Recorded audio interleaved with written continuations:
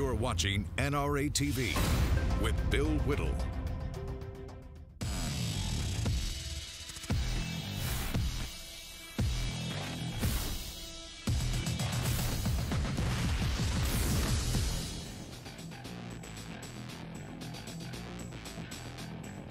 I have no problem whatsoever with people protesting my speeches. I do have a problem with people who won't actually let me speak. And that's a theme for today here on the Hot Mic Show on NRATV. Hi, everybody. I'm Bill Whittle, live from Los Angeles. Hot Mic is, I don't know, what is he, 17, 18 feet away in his dressing room. It's a cloudy day in Los Angeles, really unusual for the summer here. It's usually just baking hot, but it's actually overcast and even a little bit of rain this morning. So Mike's in his locked in his dressing room, and he's not coming out.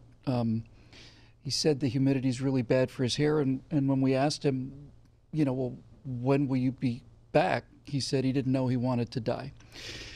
Hopefully we'll have him back tomorrow. In any event, today we'll be talking about freedom of speech, and of all the places where you think freedom of speech might still be sacrosanct, and it's just in a healthy society, this would certainly be the case. It would be the university, but as it turns out, the university has long been a weapon of the left and part of the left's infiltration of the culture, which began in universities. So it is, in fact, now the university is the place where you go to have your mind, pay a large fortune, by the way, pay a whole lot of money to have your mind permanently closed. Before we start talking about that, let's back up a little bit, because everybody knows the term political correctness. It's political correctness that's making free speech impossible, not only on college campuses, but more and more in America in general. And everybody knows political correctness, but nobody knows where it comes from. So let me give you a quick rundown on this, little tiny history lesson here. After World War I, of all places, World War I, when World War I was over, the Marxists of the world, who had launched the revolution in Russia and elsewhere, a lot of Marxists in Germany. And after the First World War was over, they looked around and they said, where's the workers' revolution? Marx said this was science. He said this was what was going to happen. Societies become industrialized. Once they become industrialized, the proletariat, the working class, will rise up in revolution, take over the means of production, and it's science, not just theory. And it wasn't happening. And so this group of German philosophers, German Marxists, got together and started something that we would call a think tank today, but they named it the Institute for Marxism, and it was based in Frankfurt University, and so we refer to it today as the Frankfurt School. None of this is weird conspiracy stuff. You can look it all up. It's absolute history. So after World War I, the Frankfurt School, Marxist philosophers got together and said, where's the revolution? Why isn't it happening? And in a nutshell, basically what they realized was those damned capitalists had created a world where average workers were making so much money, their lives were improving so quickly, that there was not going to be any need for a communist revolution. My God, in America, these people not only had indoor plumbing, they actually had their own cars. Who's going to have a revolution under a situation like that? Now, if it had been you or me and you were worried about social justice and the plight of working people, and you realized that capitalism was really starting to raise everyone's standard of living, people like you and me would go, terrific, fantastic, that's great news, let's go home. But the left is not built the way we are. They're not about helping people, they're about control. So they had to bring about their workers' paradise. They had to bring about their Eden here on earth. Since they don't believe in an actual heaven, they believe that heaven has to be created here on earth by changing people so that they can have the power. And they simply didn't give up. So what they did was, these students at the Frankfurt School, these professors, came up with a theory of how to bring the revolution to the West, specifically to America. And they had two tools that they were going to use. One was a sword and one was the shield. The sword they called critical theory.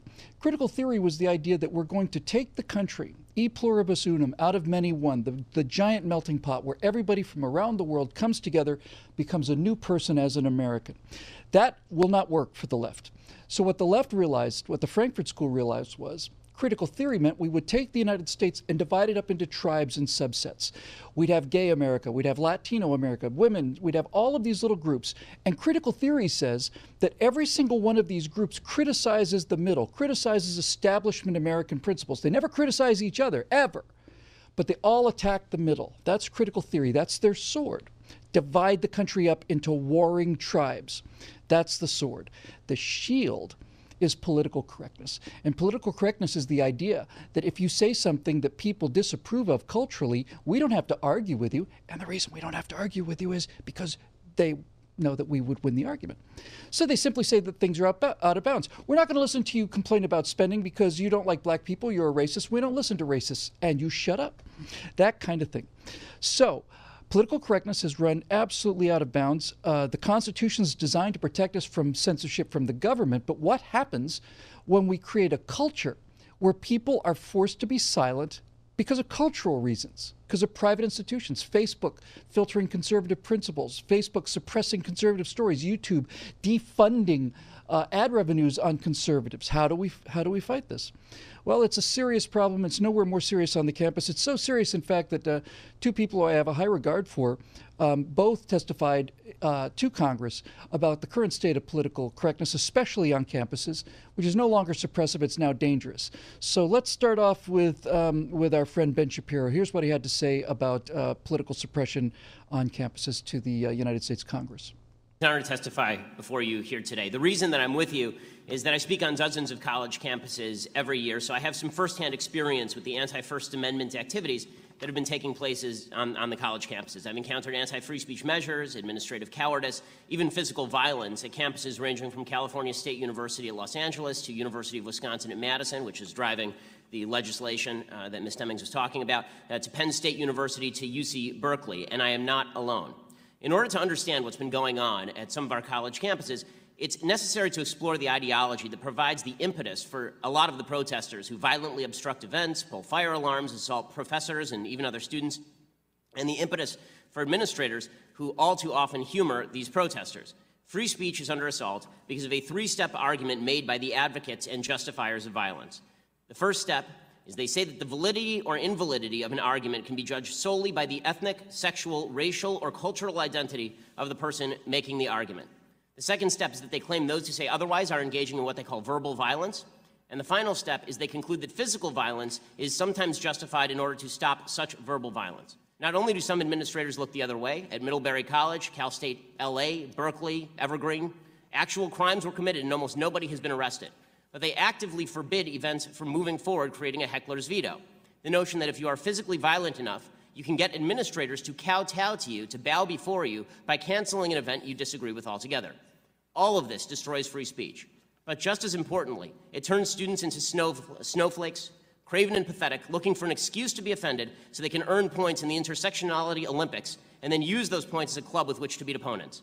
A healthy nation requires an emotionally and intellectually vigorous population ready to engage in open debate at all times. Shielding college students from opposing viewpoints makes them simultaneously weaker and more dangerous. We must fight that process at every step.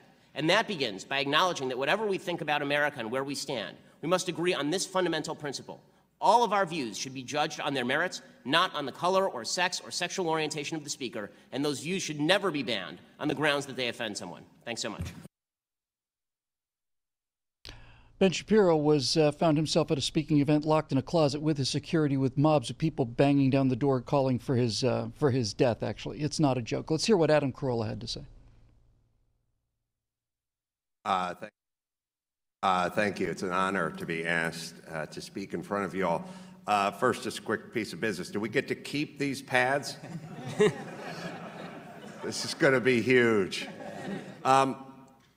We're talking a lot about the kids, and I think they're just that, kids. We are the adults, and I don't think we are doing the children. I mean, these are 18 and 19-year-old kids that are at these college campuses. They grew up dipped in Purell, playing soccer games where they never kept score and watching Wah Wah Wubsy. And we're asking them to be mature. We need the adults to start being the adults. Studies have shown that if you take people and you put them in a zero-gravity environment, like astronauts, they lose muscle mass, they lose bone density. We're taking these kids in the name of protection, we're putting them in a zero-gravity environment, and they're losing muscle mass and bone density. They need to live in a world that has gravity. When you need to expose your children to germs and dirt and the environment to build up their immune system. Our plan is put them in a bubble, keep them away from everything, and somehow they'll come out stronger when they emerge from the bubble. Well, that's not happening. we need law and order. We need to bring back law and order, but I think if we just had order, we wouldn't need law. So could we just bring back order, and could the faculty and administration on these campuses act like faculty and administration, and most importantly, adults who are in charge of these kids who need some gravity in their life? Thank you. Yeah, to say the least.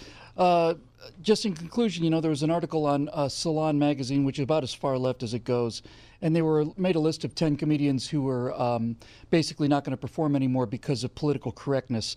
And among those comedians are Chris Rock, Patton Oswalt, John Cleese, Bill Maher, who's not mentioned in the article, but Bill Maher said there's too much political correctness.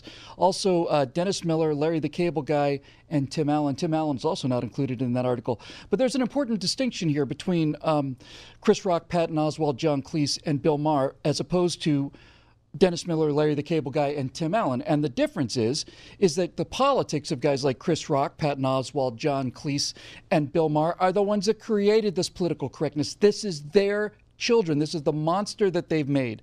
And a monster is not too strong a word. So let's bring in our guest today, who is Peter Van Voorhis. He's written for the Blaze, the Daily Wire, the Independent Journal Review. You can find him at petervanvoorhis.com. Peter, good to see you. You're doing really extraordinary. Oh, thank you. You're doing really extraordinary work out there in terms of exposing the suppression and the intimidation, and now the actual violence that's prevalent on American colleges today. What would you say to somebody in Middle America, let's say, who maybe didn't live in California or any of the coasts, and even who may not have kids in college recently? They would not recognize a university today, would they? No, they wouldn't. And here's the reason why, Bill. Universities are no longer about education. They're about indoctrination. Because just like Ben Shapiro was saying, just like Adam Carolla was saying, and just like you were saying, these universities only want to promote the free speech that they agree with. And that's not free speech. Okay, well, sometimes the best way to make a case, a general case like this, is to go through some specifics. And you got a terrific website. You're covering a bunch of stories specifically. So let's take a look at a couple of them and use them as an example, a concrete example of what's actually happening on college campuses today. So these are just the last headlines I just grabbed off your website. So the first one I saw is leaked. Union brags about protecting violent professor, plans to fight ultra conservatives. Violent professor. The left always accuses conservatives of being the violent ones and gun-loving nuts who just do nothing but like to go beat up people and all the rest of it. But it's not the left. The Antifa fascists are left-wingers, the right, rather. It's the Antifa fascists who are the violent ones. It's the students on campuses who are violent. And Peter, talk to us about the fact that it is college professors who are violent. Absolutely. So that was a letter leaked to me actually by a liberal professor who said he was so fed up with the political correctness, with the unions who are helping basically promote it on these college campuses. And it was in response to Professor Eric Cannon at Cal State Fullerton, who punched one of my friends for being a Trump supporter. The college Republicans were out there peacefully counter-protesting a very much larger liberal protest. And this professor went up, called them uneducated, and then assaulted them. He was placed under citizen's arrest. He was almost charged by the district attorney. And Cal State Fullerton liberal school thought it was so bad that they tried to fire him. But the union bragged in a letter that they not only got him off the hook, but that they were going to protect professors from these quote unquote right-wing attacks, saying that the college Republicans were emboldened by the election of President Trump like they were some terrorist group. It's nuts. Emboldened by the election of President Trump is exactly what they meant. And when you say emboldened, and when they say emboldened, what they mean is they're emboldened to actually speak up and fight back. That's what they're emboldened to do. All of these assaults are the result of what Adam Carolla correctly identified as the problem is there are no adults on these college campuses. There are children, and the biggest children are the professors. Peter, we remember a story not too long ago. In fact, the uncovering of the identity of this individual is in itself an amazing detective story. But it wasn't too long ago that there were protests and counter-protests. I'm pretty sure it was Berkeley. I'm not 100% it was Berkeley. And somebody had a bicycle lock, one of those big, heavy U-shaped things that you clip your bicycle to a pole to. And one of these people, these Antifa fascists in the black mask and the black boots and the black all the rest, had a bicycle lock, and there were pro-Trump people out there, and this person was beating them on the head, knocking them bloody, making them dizzy. Imagine my surprise, Peter. Imagine my shock when we find out that the person who's beating people over the head at a political discussion of just people speaking on the street was in fact an associate professor at the university. You know, I'm really not surprised by that. I mean, Berkeley, all these different colleges are crazy. Berkeley is a new level of crazy. And I'll give you a quick example of that. My great friends up there at the College Republicans, when they brought Milo Yiannopoulos to speak in February, you all saw it on national news. The campus was on fire. The words that they said, I can't say on your program, they're not appropriate, but let's just say that these protesters wanted to burn the building down with the College Republicans and Milo in it. That's now the price for hosting a gay English immigrant on these college campuses. Just because they disagree with your point of view, a lot of these people would be willing to kill someone for it. You know, luckily, most of them are just threats. Most of them won't act on it. But certainly people like this professor are willing to do that. And they're getting more and more emboldened as these university professors, administrators, and the fellow students don't stop doing this bad behavior. They just keep letting it going on, and it's completely unacceptable. This is, look, it'd be bad enough if these images that we saw were coming from students, and obviously they were students. There are a sprinkling of some professors in there. But the shame of it, the actual genuine disgrace of it, is not so much that it happens. The disgrace of it is that again and again and again and again, we're not talking about people arguing. We're talking about people smashing windows. We're talking about people assaulting people with a deadly weapon. All of this. And the universities not only do not discipline these people, they tacitly support them. Sometimes they openly support them. They'll ban college Republicans. They'll ban conservative speakers. They'll do all of this stuff, and they'll do backflips about, oh, well, we didn't have the proper permits, or we didn't have room to put this Ben Shapiro event on, and so on. But the colleges have created these monsters, and now we find, as you said, I'm so glad you mentioned that first article came from a leaked email. The liberal professors who created these adult children, these violent, uneducated, vicious monsters, the people that created them are afraid of them now, aren't they, Peter? The professors are afraid of their own students that they've made. That's so correct. You see that in the professor that leaked this email to me. You see that with Professor Brett Weinstein up at Evergreen, who just for being white was told that he was not allowed to be on campus during a day without whites. Both of those stories, you know, have gone pretty national because it's so representative of the broader problem. You know, I have professors reaching out to me from all different sides of the ideological spectrum, but a lot of people on the left saying, hey, this is crazy. This is unacceptable. Because it's not education, it's indoctrination, and it's totally antithetical to what the university is supposed to stand for. Yeah, and that sounds real nice. And listen, I don't doubt their sincerity. I really don't. I don't doubt the sincerity of left-wing teachers who are just shocked, as I am, shocked that after 20 years, 30 years of indoctrination in colleges and an entire lifetime of these children being given everything they want on demand, and if they don't get it, they have a temper tantrum and they start kicking and screaming on the floor at Walmart if they don't get the toy, and if there's something they don't like at a college campus, and they start smashing windows because they're infants. But it's left-wing philosophy that created all of this. It created it all.